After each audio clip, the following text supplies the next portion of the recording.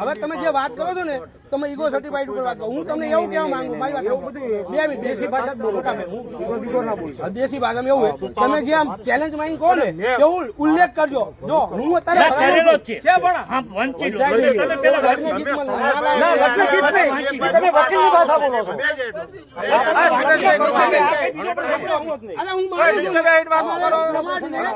એવું લાગે કે આ ગુનેગાર છે અને મેં જાણી જોઈ નથી કર્યું હજી કહું છું હું તૈયાર છું.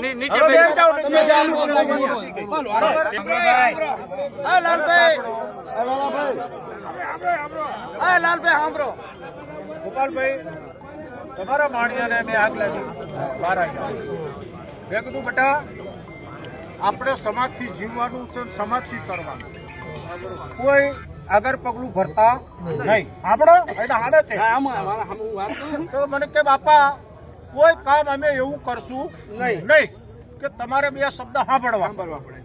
બીજી વસ્તુ કે સમાજથી હું મોટો નથી. મેં મારા કુટુંબનું ભલું કરવા ઉપાડી બરાબર.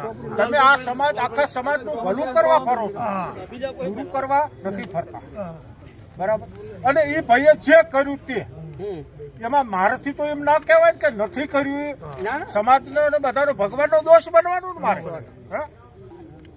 તો કે અમે આવું કોઈ કામ કરશું. હવે જગમલભાઈ વાત તો બધી છોડી દો.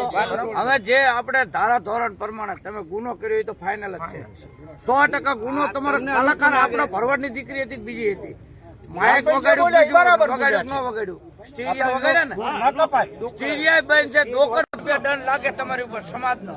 5,51,000 રૂપિયા તમે લઈ આવો. ઓલો ઝાંપડો લેવા જ્યો હોય તમે લઈ આવો તો હું સમાજ બેઠો નકર પછી તમારે પીપળેટ લઈ જાવ ઘરે આવવાના છે. તમારે ઘરે 5,51,000 રૂપિયા તમારે ભરવા પડશે. બીજી લાંબી ટૂંકી વાત છોડો.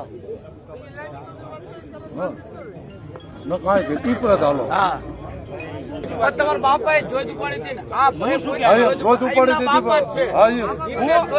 હું શું કેમ મેં જાણી જોઈને નથી કર્યું હજી